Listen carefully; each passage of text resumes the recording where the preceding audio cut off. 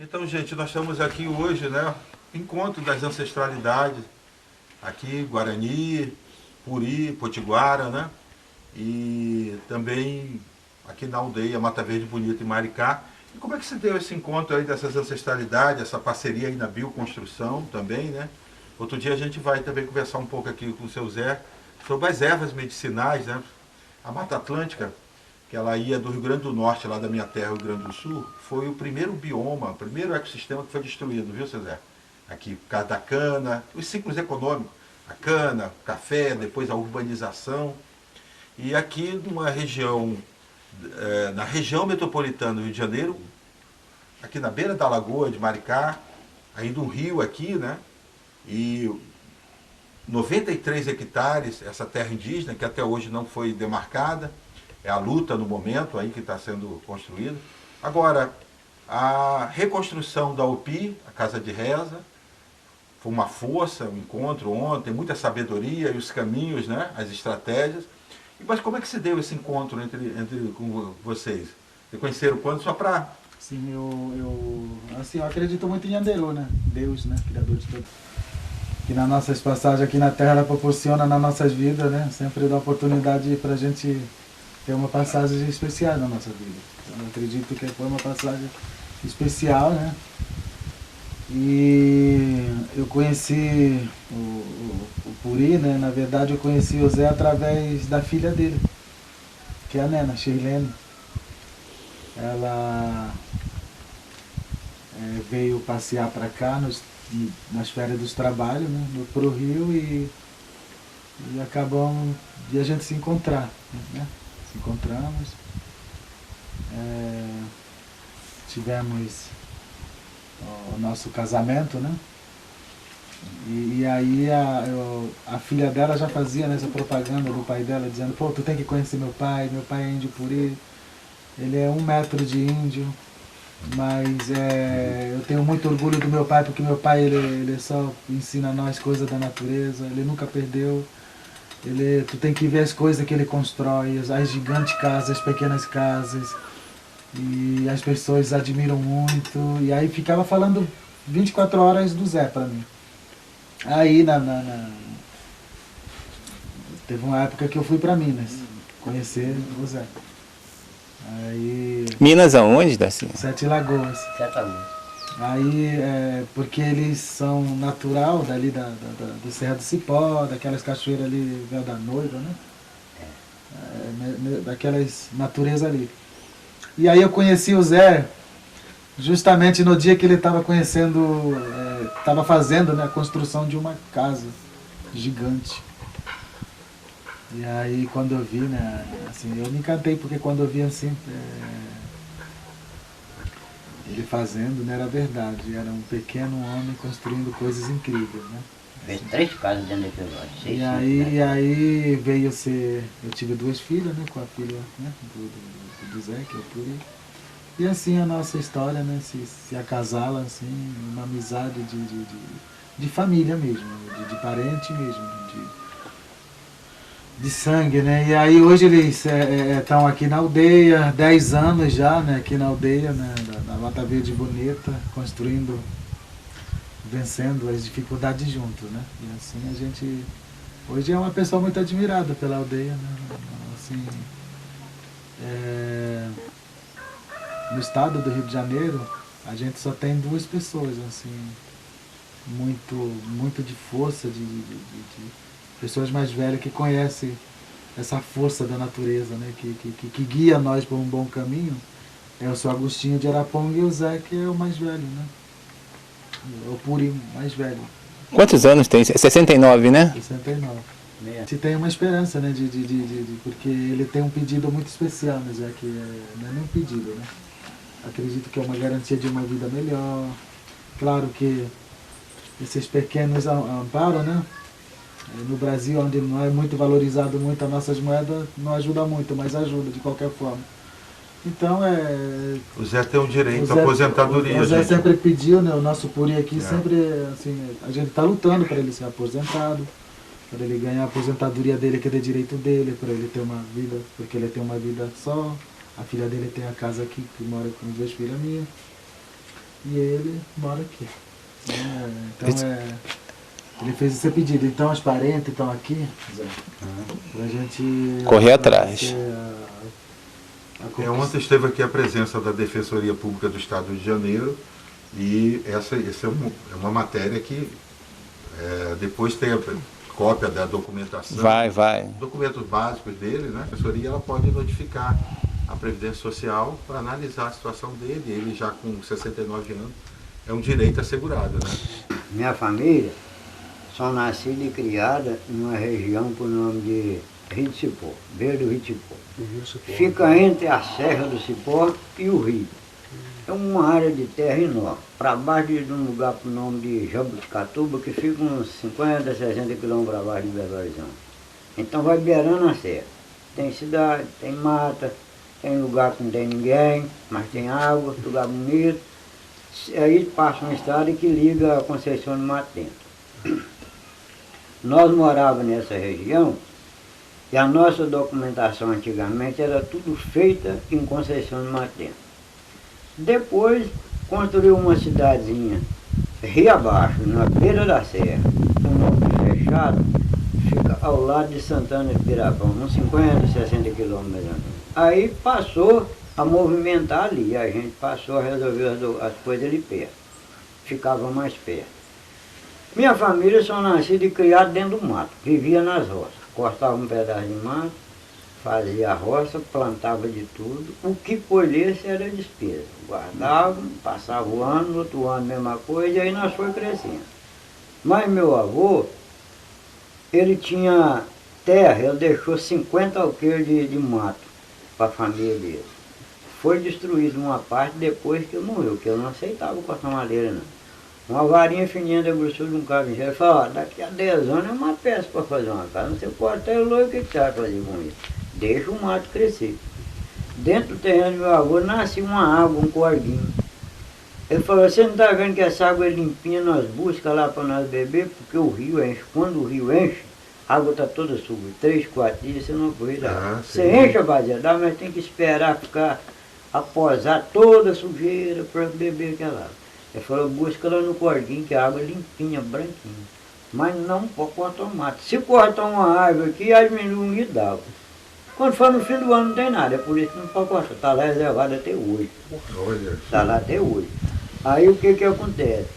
Então nós foi criado assim, bebendo os remédios do mato, nós tomávamos, era chá, era raiz, era casca, era folha, semente, minha avó colhia, minha avó era tratadeira.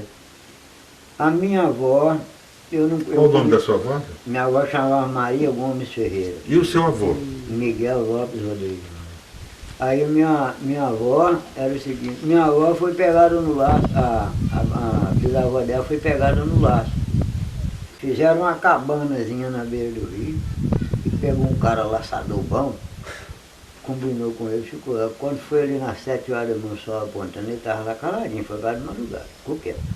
Quando ela veio, subiu em vez da lá, ficou em pé. Quando ela passou a mão no cabelo, pediu que os braços dela desceram, passou nela o laço, prendeu ela aqui, os outros correram com a coberta, eu bafaram com o sol, levaram para dentro de casa. Mas também eu gritava, dava coisa, dava cantar. Dava ela comida, dava um tapa no prato, que esfarelava, enfiava o prato mais. Aí foi indo, ela ficou presa dentro de um quarto, eles foram tratando ela, dando ela comida, dava uma coisa. Aí foi descobrindo as naturezas dela. Ela foi aprendendo. Tataravó do papai. Então, a nossa família tem isso aqui. Do lado da minha mãe, já é o Puri, é o índio Puri. Eu fiquei 2 sangues no meio aí. Do lado do papai e do lado da minha mãe. A minha avó era moreninha, cor assim de caco de pula, cabelo pretinho. Minha avó era brava demais. Eu sou o primeiro neto. Abasta tanto que ela tinha muita coisa comigo. Eu senti o prazer de brincar com ela, né? Ela pegava um enxadãozinho pequeno ali, um facão, um saco, e vem, arranca aqui pra mim, eu cavava, aí me dá essa raiz aqui, corta aqui pra mim, tira essas folhas aqui. Vamos cavar isso aqui. Aí eu unir essa casa de remédio, punha pra Assim que secar, você aprendeu. cozinhava, tratava, eu levava pronta a garrafa de remédio. Porque eles descem lá as coisas, muitos não sabem nem fazer. Aí eu levava pronto. Ó, fala com fulano, toma isso aqui, vai bebendo isso aqui até melhorar. Você vai melhorar um pouco. Depois nós vamos ver o que pode ser feito. Se nós temos que arrumar outro remédio mais forte. Vai tomando isso aí. E aquilo eu fui aprendendo com ela. O pouco que eu aprendi com ela, hoje me valeu muito, porque eu com essa idade eu nunca tomei um remédio médico. Nunca fui médico, não. Eu bebo meus remédios médico químico? Nunca fiz consulta. Olha só. Não, a consulta que eu já fiz foi aqui no Odeio. É a farmácia da natureza. Farmácia Eu viva, né? ali, eu fui ali e tomei as vacinas. Nas duas das vacinas que veio, eu vou lá e tomo. Com 69 anos, mas com os 15 anos de idade, eu comecei a fumar um cigarro de base, no azeite de roça, porque não aguentava o mosquito, era tanto. Tinha que acender os meus avô falava, você não cigarro aí, meu filho, vai soltando uma fumaça para lá para cá, que espantei até nós vencer atrás. De tanto, mas a gente passava a mãozinha no sangue, sabe? Um mosquitinho, mas filho demais. Maruim, Esse né? negócio do cigarro eu fui aprendendo e até hoje. Eu falei, como é que eu vou parar? Não tem uma praga para parar. Ele pode até conseguir, mas é muito difícil. Aí o que que acontece? Ali meu avô plantava, meu avô cuidava das coisas. Meu avô quase não tinha criação, porque ele falava, não vou mexer com criação porque eu tenho que tirar o mato para fazer parte, deixa o mato aí. Eu quero morrer e deixar esse mato aí para vocês destruir, eu não quero destruir. Eu tinha uma coisa com floresta medonha. E eu puxei meu avô nesse ponto. Porque eu gosto demais de ar. Se der esses pauzinhos tudo à toa, se eu tiver uma muda para plantar para aqui fora, eu plantava. É bonito você ver a planta crescer. Isso é vida. Nós estamos respirando aqui. De manhã, chega aí no meio do mato, aquelas flores, aquele ovaizinho demais, aquela flor, você respira. Aquilo é remédio para nós. Aquilo é saúde para nós. A planta é o seguinte, se o sujeito casou, arrumou a mulher, você vai fazer tudo para viver. Mas a mulher, às vezes, bem, a mulher é bagunça. Se você gosta dela, pera lá. Você tem que zelar dela igual você zela de uma planta. Se você zelar do seu casamento, sua vida dois, igual você zela de uma planta, você vive bem. Mas, você vê uma planta, você faz um vaso, planta uma muda de distante. Põe ela aqui, você viaja, soma aí. Vai voltar daqui a 3, 4 meses. Não põe ela, você vai baixar tudo seco. Você tem que olhar o que ela está sentindo. Olha, essa folha aqui está com uma praga. Deu uma cinza branca no que ela foi, só que tira aquela folha, põe ela com a tesoura, joga fora para não passar para outra. Aí começou a amarelar, você olha, está sentindo, está murchando, põe água, está precisando de água. Aduba uma vez, 2 vezes por ano, põe na sombra, deixa pegar uma luz, pega um sol, vê o que ela precisa. Você tem que zelar a vida do igual você zela numa planta, aí você está rompendo bem, Deus está abençoando. Agora, se pegar o caminho errado, como é que você pode encontrar coisa boa no caminho errado? Eu fico prestando atenção na natureza. Essa água que tem lá nesse cordinho, até hoje, você chega lá, está aquele pocinho d'água, ela corre pouco, mas aquela água limpinha. Mas se cortar o mato, ela vai secar, porque a umidade vai descer todo para lá, não vai ter nada. Então é assim que nós vamos zelando a vida e passando para os mais novos. Porque hoje tem muito estudo. Você vê criança aí nova, aí com 10, 15 anos, já estuda. Eu não tive estudo não, meu amigo, eu não tive tempo de estudar não. Porque, na verdade, na minha época, não tinha jeito. Quando tinha escola muito longe, nós não tínhamos condição de ir. Ah, e outra coisa, que nós tínhamos que trabalhar para comer. Se não trabalhar, ou você estudava ou passava fome. Não tinha jeito. Então era tudo difícil. Nós passávamos o ano sem conhecer um centavo no bolso. Às vezes colhia um milho, precisava do feijão, trocava com quem tinha. Você entendeu como é que é? Você tinha um pouco, às vezes você vendia ele, cara, eu não tenho dinheiro para te pagar, você trocava naquilo que você precisava, trocava no animal, trocava em outra coisa. Nós andávamos na época, eu tinha assim uns 10 anos de idade. Tinha dia que eu arriava um cavalo às 6 horas da manhã, andava o dia inteirinho, até às 6 da tarde, o dia inteiro, para comprar 1 quilo de docinho ou 1 quilo de café puro para torrar em casa. Não achava. Quando você achava, você ganhava o dia. Mas quando você não achava, você voltava para trás. Sem comprar nada e sem nada. Tinha que esperar aquilo chegar no lugar. Era difícil mesmo. Você vê que de Sete Lagoas, da minha terra em Sete Lagoas, são 100 quilômetros. O cara vinha de burro. Vinha tocando 12 burros carregados de algodão ou de milho para vender em Sete Lagoas. Sete Lagoas era uma fazenda. Tinha um armazém grande. Era uma fazenda.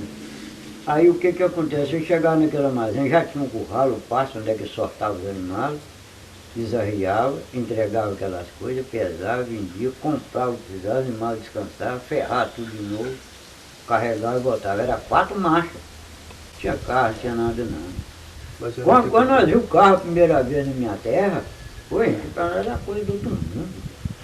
Nós ficávamos, como é que anda nesse trem, quilômetro de andar nesse trem. E andava, foi indo, até que a gente passou a conhecer as coisas. Hoje não. Hoje, eu estou trabalhando aqui outro dia, que eu vi um velho lá para cá, beirando a casa do pão ali, veio passando, veio até aqui no rumo da árvore, me olhando aqui dentro, mexeu, virou, estava trabalhando aqui fora. Girou outra vez, fez a volta, passou aí, foi embora. Oi, pra gente é nada, mas pode não passar ainda voando aí. É o drone, é o drone. Conheceu Um helicóptero. era o helicóptero. É helicóptero? Estou andando aí. Eu pensei que era uma luz mesmo. Não, avião de dia, era às 2 horas da tarde, trabalhando aqui. Pessoal dos espanhóis. Ele deve estar mapeando a região. É. Eles estavam agora, helicóptero todo dia. hoje, do jeito que tá as coisas, de tão bom que chegou a vida para nós, as coisas para nós, que atrapalhou, porque muitos abusam. Você vê a matança como é que tá. Hoje, todo mundo era para estar tranquilo.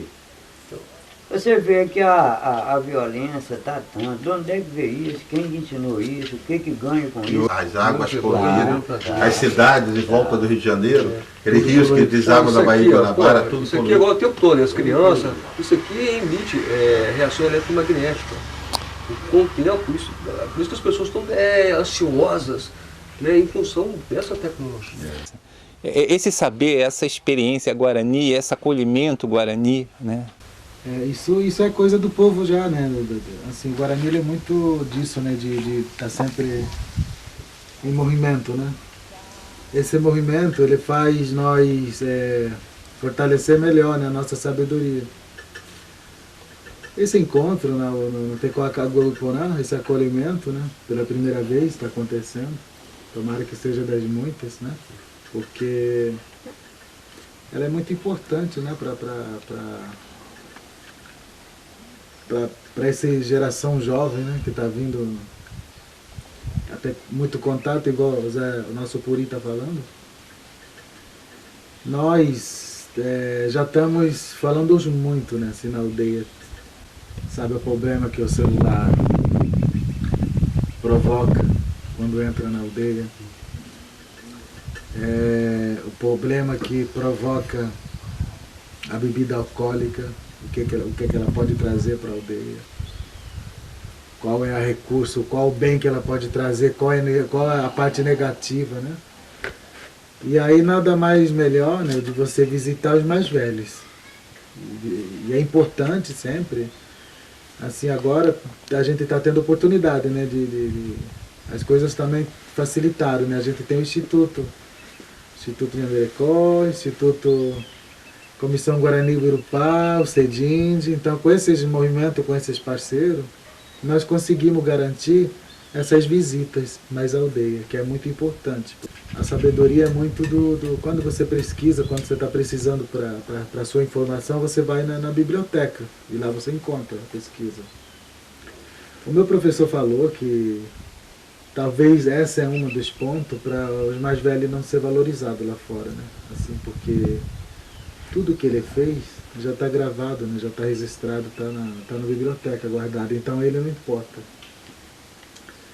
E aqui na aldeia a gente importa muito com os mais velhos, porque os mais velhos são nossa sabedoria, que quando eles morrem, que vão para a moradia lá parar, né? Aramaraim, que é a moradia sagrada, eles levam todo o seu conhecimento. E nós passamos isso oralmente. Na fala, no olhar, no gesto. E E esse encontro, ela garante, né, para nós que essa poluição, os mais velhos falam assim que o nosso olho olha e enxerga muitas coisas coloridas que possam afetar a gente, sabe? É curioso. Mas esse encontro, esse acolhimento, né, da aldeia Mata Verde Bonito com os parentes, é justamente para fortalecer a nossa caminhada, né? O direito à terra, o direito a uma vida melhor, o direito a uma boa alimentação. Direito à vida, né? Quando você tem a terra demarcada, quando tem uma terra garantida. Mas também junto vem os pacotes, né? De trabalho de contínuo, né? Que a gente leva para casa de rezo, nos nossos rituais. Para não sairmos do caminho sagrado, que em Guarani tem até uma música que fala de Aguatá, de Upio e Memé, todos juntos. Tapé Poranope, por um caminho sagrado, né? A música Guarani fala isso. Então, com esse contato, né, tem muita aldeia que faz entrar muitas coisas por curiosidade, né? Então, hoje, esses encontros é para poder a gente repensar a nossa vida, repensar a nossa caminhada, como, poxa, vamos resgatar nossa pintura, nosso cocá, transmitir lá para fora a nossa maneira de ser, valorizar o mais velho, fazer com que ele faça as suas ervas medicinais, valorizar o parto sagrado na aldeia. Então é gratificante isso. E a gente vem... Eu acredito que isso não para, né? A gente está cada vez mais estruturado, né? Para lutar, né? Para poder colocar isso na prática mesmo, porque... É preciso, né? Assim, tem que deixar bem claro de que nós somos gente, assim, nós somos ser humanos. As pessoas olham que aqui em Maricá, né, as pessoas comentam muito, dizendo, pô, ali não tem mais índio, porque anda muito com smartphones, indo dali anda com Hilux. E aqui em Maricá se fala muito que eles não são daqui. Só que Pindorama, Brasil, toda ela é território indígena. Então... E aí aqui em Maricá... Nós estamos aqui, né? Nós estamos aqui. Nós estamos aqui. Para você ver que as pessoas, elas se enganam quando falam assim, porque tem uma pesquisa feita pela IDB Brasil, encontraram uma cerâmica aqui, no centro dessa aldeia aqui, de 3.000 anos do povo Guarani. Então é um registro, não precisa mais do que isso, né, para nosso território, né? Antes aqui já era terra que os índios ocupou, moravam, né? Antes eles moravam aqui, tinha telha, pedaço de telha, ainda tem, ainda acha aí. Tem umas telhas antigas ainda que está preservada. Exatamente. Olha que Então, registro, né? Está comprovado aí. Porque os índios eu não tenho bem certeza, mas igual os índios não é novo não, meu amigo. Você vê que quando teve o dilúvio não foi no mundo inteiro não. Segundo o que eu vejo, ele é numa parte do mundo. Porque quando, após o dilúvio, ele aconteceu, acho que foi no dia 21 de abril de 1500, os portugueses desceram mar abaixo para ver o desastre que o dilúvio tinha fazido. Falei, vamos ver a derrota. Vamos ver se ficou alguma coisa que nós possamos contar. E eles foram descendo. Aí encontrou uma árvore, o nome de... A árvore não tinha nome, mas pôs o nome de pau-brasil. Arrumadinho, mas todo sinalado de água. Lama, galho quebrado, coisas, matos tudo deitado, a lama levantando. E um lugar já tinha chovido, outros não tinha, estava muito triste a situação. Aí chegaram numa floresta, numa região, eu não sei, não tenho lembrança bem do lugar como é que é, e aí tinha uma mata. Assim, pô, essa mata de mata não foi destruída, a enchente não passou aqui. A derrota da água não passou aqui. Tem uma montanha, a água desabou para lá, e por que não passou aqui? Tampou tudo. Não era para ter isso aqui. Aí encostaram, quando eles deram com uma índia apanhando água. Aí eles veio de lá com pano branco, dando sinal para o índio e tal, e o índio foi lá dentro e pegou uma arma, uma coisa lá de madeira, sei lá o que é, e ficou na porta esperando. E eles lá conversavam, mas não entendiam. Aí eles pegou, deu com a mão para eles, só dois falou, não, o outro falou assim, em português falou assim, nós já vimos, é o que importa. E naquele tempo tirava o retrato, acho que era preto e branco. Fizeram alguma fotozinha e entraram nesse barco deles e foram embora, não voltaram mais. Então, os índios, segundo o que eu vejo contar, eu estive lendo esse negócio agora há pouco tempo, os índios alcançou esse direito, essa possibilidade de viver dentro do mato, viver dentro da natureza. Isso não é de ontem, não. Agora eu acho bonito isso aqui. A aldeia aqui está bonita. Você faz uma casinha lá dentro do mato, traz ela limpinha, você come, você bebe, você dá. Mas se arrebentar esse mato tudo, passar o trator em tudo aqui, acabou a aldeia. Acabou. O que você tem para explicar para as crianças? Poluir o rio, o Rio Sul, a lagoa poluída, acabou. Em Deus de quando eu vi contando essas coisas, eles já é uma nação de gente que nasceu dentro do mato, valorizou o mato, as florestas, vive dali, é igual a minha parte. Eu também, Deus de quando eu entendi por gente, foi nascido dentro do mato. Foi comendo ali mandioca, plantando feijão, plantando milho, o abobo, o quiabo, aquilo nós comia, alimentava do que nós plantávamos. Se não plantasse, não tinha, porque não tinha onde comprar, não tinha dinheiro, ninguém trabalhava para ninguém, só trabalhava para a gente. Então essa vida é boa. Agora, veio com um cidadão aí, um cara que veio roubando, no tráfico, fazendo, vamos trabalhar em tal lugarzinho para nós esperar o ano que vem para comer, esse ano não passar dificuldade. Vê se o cara vai. Hoje não tem isso, porque o mundo evoluiu muito. Nós tínhamos que agradecer, nós tínhamos que dar valor a melhores. Não, mas muitos abusam e é trabalho. Eu acredito que Deus ainda está preservando a natureza, o mundo, muitas pessoas ainda. É o seguinte, eu acredito que o mundo que está merecendo uns 30%, 70% já acabou. O mundo está abandonado, rapaz. Zé, e também hoje diz que nós estamos colhendo o que nós plantamos, né? Essa sociedade aí industrial, vocês vejam só, as pandemias, nós já estamos no terceiro ano de uma pandemia global. Quem que esperava, quem que falava que ia acontecer isso? Né? E isso tudo é essa destruição. Mas nós já estamos no fim dos tempos. Nós já estamos no fim dos tempos. E é com a ambição, né? Os guaranis mostram que os povos indígenas, povos originários, eles estão aqui para sempre. Porque a gente vê, você estava comentando, né, Wender, sobre quanto jovem, quanta criança. Então isso mostra que vocês estão, é uma civilização aí que tem tudo para perdurar. Agora, para isso, tem que ter os territórios saudáveis. Pensando, a pessoa quer viver bem, quer escolher uma vida boa, uma tranquilidade, ele quer saúde, ele quer paz. Você pensa nos índios, como que os índios nasceu, cresceu lá dentro do mato, dentro de um barraquinho lá, com saúde, foi crescendo, comendo fruto, um trem, outro, tá aí.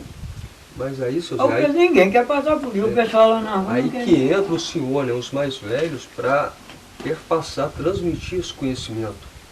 Fazer com que esse conhecimento ancestral ele entranhe na cabeça dos jovens, né? Que eles façam esse resgate, né? Essa sabedoria da natureza, essa observância da natureza, porque a natureza está aí para nos ensinar. Só que a pessoa tem que ter esse discernimento, né? Então tem que repassar isso para os jovens. Né? Os sistemas agroflorestais, porque antigamente, você sabe, era tudo sistema agroflorestal. Isso hoje está voltando, mas essa cópia, esse conhecimento que a academia tem, é dos índios. Esse resgate. E o mais engraçado de tudo é que eu recebo muito famílias aqui. Muitas escolas, né, Zé? A gente recebe. Aí eu já ouvi muito assim falando, Tupã, qual é a medicina que vocês estão dando para as crianças de vocês? Porque eu, lá em casa, eu dou o melhor celular para ele, eu dou notebook para ele, eu dou o melhor videogame para ele e ele não é feliz. E tem 10 pares de tênis novos, de marca, e a criança aqui está descalça andando e ela que está feliz. O menino aqui, se eu compro o sapato aí do calçado, eles jogam tudo. Arranca para lá o negócio dele anda a pé. Aí, a minha netinha veio pra cá ontem. Ela é uma dela. Ela o chinelo ali, seu Ela diabo. já joga o chinelo Nem dela, lembrou. vai embora a pé.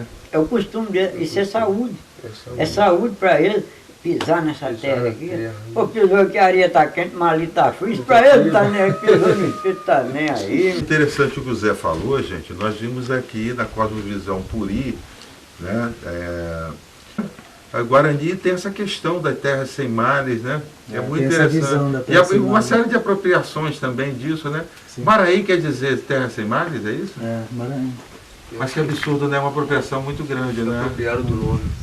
Assim, Do colonizador espanhol. Mas fala pra gente não disso. Mas como é que é essa questão dessa terra sem mares? Como é que é? Assim, o mais incrível de tudo é que até pra mim era, nos meus tempos de 20 anos, eu ficava imaginando, falava assim pra mim mesmo, o que é uma terra sem mar? Né? Que os mais velhos falam tanto dessa terra sem mar. A terra sem mar, aqui antes de ser tudo descoberta, né? De ser tudo povoado, de ser antes de ter essa divisão, a terra sem mar, na visão dos Guarani, é aquela terra que ele possa chegar a fazer seu tecoá, o convívio da sua maneira de ser naquele lugar.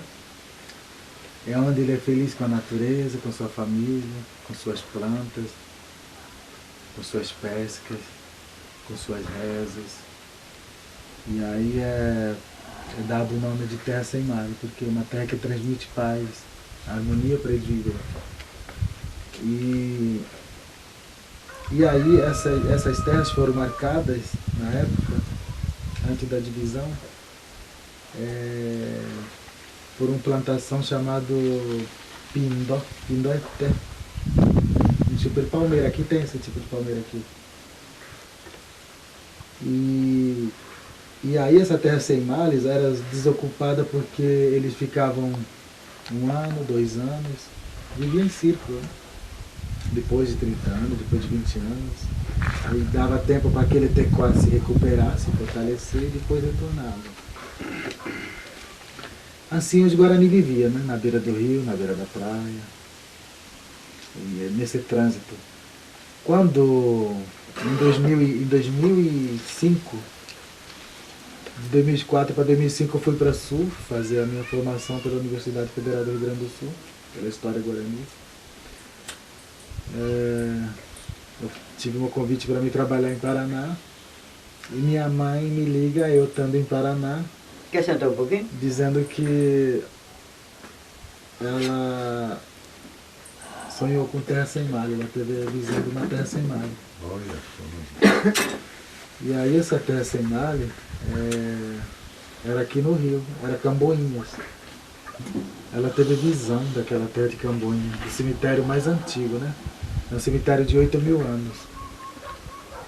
E aí ela me chamou, era formada, me chamou. Aí eu vi como é a terra sem mar, né? E ela, antes dessa terra ser oferecida aqui, essa terra de Cacaguetã, ela tinha sonhado com 3, ela tinha tido 3 visões da terra sem mar. Uma que a gente visitou, está em Búzios, é uma fazenda hoje, né? Tem lá o cemitério antigo, eu fui lá já também com a minha mãe, quando ela sonhou. Tem cemitério antigo dos índios, está tudo preservado lá, mas tem fazenda, então a briga já é muito grande. Mas antes, aqui em Maricá, ela teve essa visão, antes dessa terra ser oferecida, ela teve uma visão. Camboinha, na verdade, era o caminho. Era o caminho. Era o caminho. caminho Ela de estava entrada. fazendo o caminho de entrada, né? E aí Camboinhas, por que cemitério Camboinhas? Porque igual o Puri falou, teve os primeiros contatos. Os índios das aldeias daqui do Rio de Janeiro, dos Goitacazes, aqui, toda essa parte aqui, fizeram contato, tiveram o primeiro contato, o barco chegando pela Camboinhas. E aí morreu muita gente, morreu muitos índios. Ali morreu muitos índios. Ali é índio em cima de índios. Então a montanha é gigante, o cemitério indígena é muito gigante. E ali o contato veio por ali. O Guarani, ele foi feito, né? usaram algodão e também madeira. E essa madeira, usada com algodão para gerar, né, essa nação Guarani, ela hoje, né, essa ponta, né, da madeira, né, que eles usaram, eles são transmitidos na ponta da flecha. Aí ela enverga, tem aquela facilidade de envergar e não quebrar. Olha, Parece fibra, né? tem muitas? Muitas. Aqui tem muitas. O algodão tem muita utilidade, explicação por isso. O algodão e o café foi escolhido para enfeitar a bandeira do Brasil. Pode olhar para vocês verem que tem o galinho do algodão com o algodão branquinho e o café maduro e verde no galho, um do lado do outro, assim, em cima da bandeira. E as estrelinhas. A primeira bandeira do Brasil foi enfeitada com galho de café e um de algodão, produzindo as coisas, ele colheu na natureza. O meu no sul é Tecoá, hoje é aldeia, né, chamada aldeia Guarita, Tecoá Guarita, no município, no estado, na verdade, do Rio Grande do Sul, Tenente Portela. Meu pai veio de lá e trouxe eu no colo. Eu nem lembro como é a aldeia lá, né? Assim, onde ele viveu ainda não foi, nessa aldeia. E seu pai fundou, né, Tupã? Muito interessante. Várias aldeias, né? Várias aldeias ele afundou, né? A história do meu pai é muito iluminada, assim, né? Porque ele foi filho de É o Pedro, né? Pedro? É o Pedro de Oliveira, porque ele foi filho de um fazendeiro. Aí, com 14 anos, ele foi amolar o facão, porque antigamente existia lima. Aqueles lima de amolar ferramenta. Sem imã. Sem imã de pedra. Aí ele quebrou. O pai dele é muito rígido. E aí ele quebrou a lima sem querer amolando enxada. Quebra. Aí o pai dele bateu de chicote nele. Nossa. Chicoteou ele. Aí ele correu, o pai dele pediu para não correr, ele correu. Aí à noite a mãe escondeu debaixo da cama, né? Apoiava. Aí o pai era tão bravo que queria jogar água quente na mãe por ter defendido ele. E Aí ele foi e fugiu da fazenda. Com 14 anos, fugiu com com 14 anos. Aí ele chega numa aldeia vizinha chamada Tecoá Guarita, que é essa Guarita. Aí minha mãe estava com 16 anos, meu pai 2 anos a menos. Se encontraram e naquela época resolveram de viver junto. Na época chamaram os caciques para fazer os testes, né? Incrível isso, e ele fez os testes falando amor à minha mãe. E dali começou. Foi desardado pela família dele. Aí ele só viveu na aldeia, Nunca mais foi visitar o pai, nunca mais foi visitar a mãe. Os mães faleceram, nunca mais. E assim ele veio para Tecoá, chamado Tecoá Todo, Santa Catarina. Tecoá Topava, né? Aldeia Bugio, Santa Catarina. Olha, isso é só o que eu lembro que ele afundou, que hoje são aldeias. De lá ele foi para Parananguá, aldeia Jacutinga, conquistou uma ilha. É uma ilha, uma aldeia, no meio de uma praia. Ele conquistou uma ilha gigante. Aí tá lá os índios também, já tem a escola, já tem tudo lá, os índios Guarani. De lá ele volta de novo para Santa Catarina e demarca mais uma aldeia. Hoje é demarcada as aldeias, mas essa aldeia é uma aldeia caingangue. É uma aldeia dos índios caingangue, porque meu pai, ele foi um cara muito de luz, assim. Então os índios caingangue, Choclen lá do sul, gostam muito do meu pai. Então meu pai era considerado o braço direito de várias aldeias, né? Dos caciques que estavam lá. Eu lembro quando eu comecei a entender. Meu pai era, na época, era responsável para receber as doações nas aldeias, para melhorar a questão dos caingangue, que se chama Posto. Fica perto da cidade de Ibirama, onde tem, hoje deve ter uns 20 mil índios caingangue lá. É muito índio, é uma cidade de índios. E aí meu pai vem para, eu lembro, meu pai vindo para receber um convite para vir para o estado do Rio de Janeiro. E aí chegamos numa aldeia chamada, naquela época a aldeia estava começando. E aí que ele conseguiu afundar a aldeia, conquistar a aldeia de Araponga, com o cacique Alcibiade. Aí os dois trabalharam para lá e para cá. Naquela época era Cine, né, que apoiava. E aí conseguiram fazer a demarcação da aldeia de Araponga e chamou-se Agostinho. Esse Agostinho estava sem aldeia. Meu pai conhecia, já vivia muito tempo com o Agostinho. Chamou-se Agostinho e deu a aldeia para o Agostinho. Teve uma proposta para cuidar de uma fazenda. Hoje essa fazenda, ela está sem dono. É ali próximo a Araponga, né? Próximo a Araponga. E aí essa fazenda tem uma cachoeira no meio. É coisa de índio mesmo. Aí ele procurou meu pai para dar essa terra de volta, porque meu pai cuidou super bem. Aí até que ele faleceu e a fazenda está lá, fechou. E aí recebeu uma proposta para vir para Paraty-Mirim. O Miguel falou, vamos fazer um... O Miguel também já é falecido, né? Miguel. Faleceu ano passado, com 120 anos, né? E 127 anos. 127 anos, né? Aí Muito tempo, né? Reinaldo tem um documentário com ele também.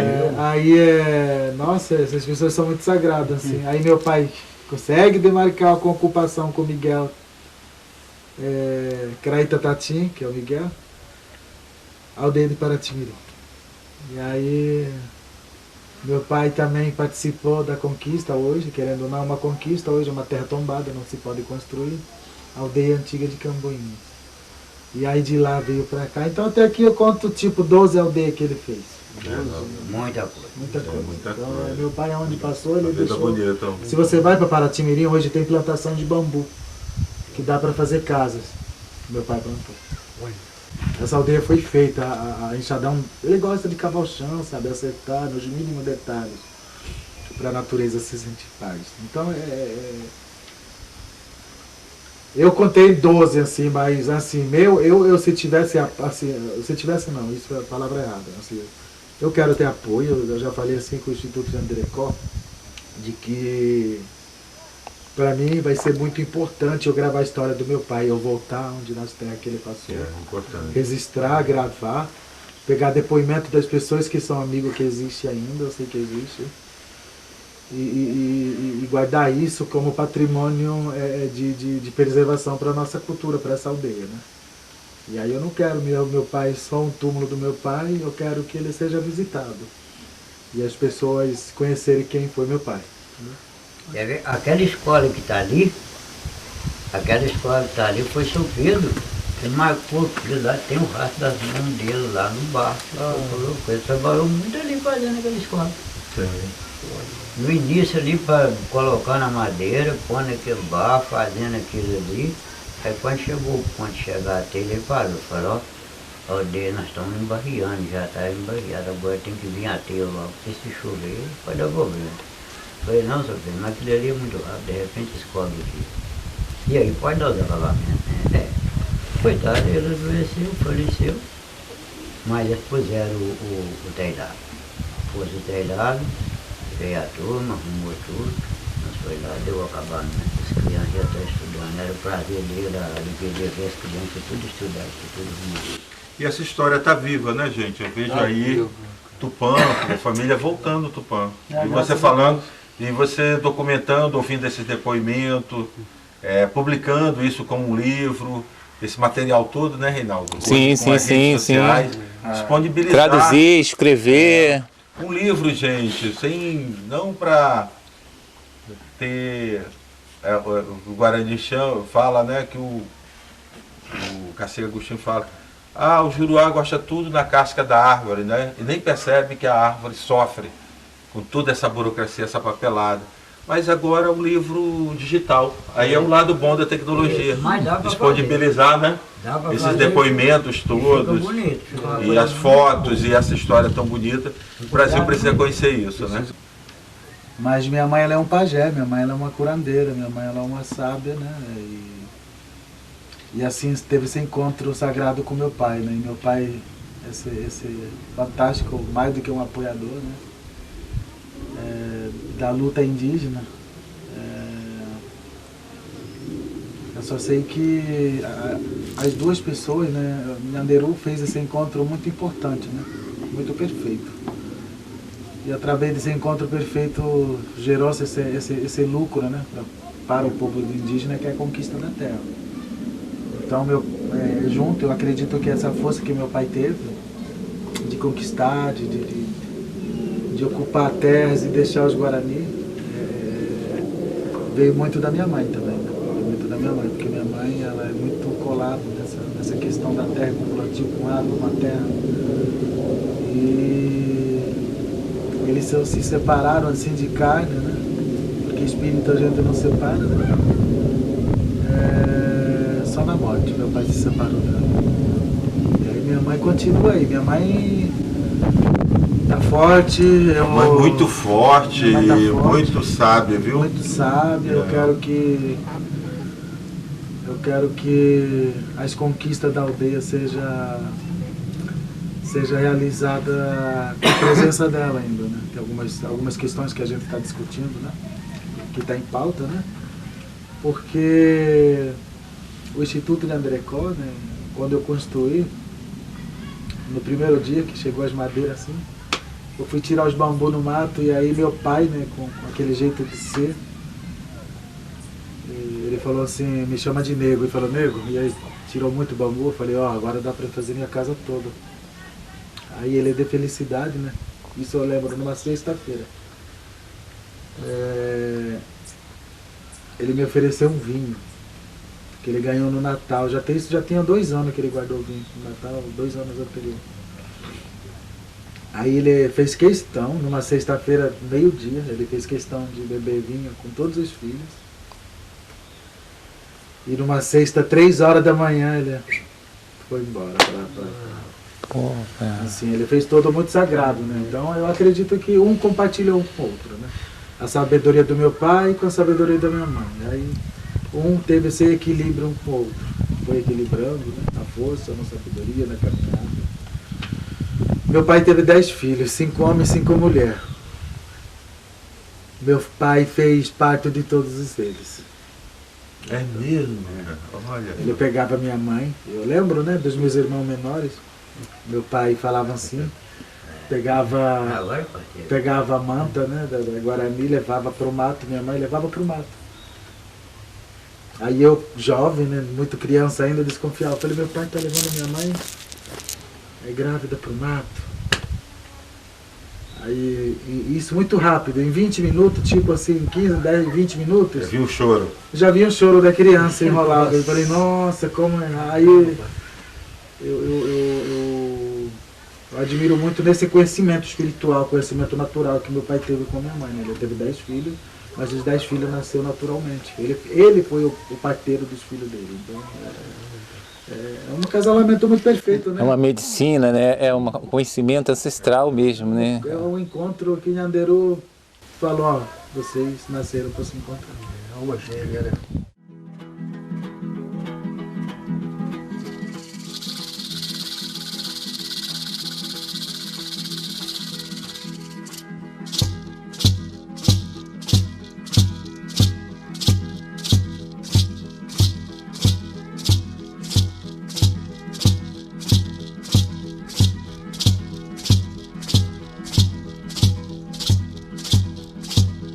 Dedicatu,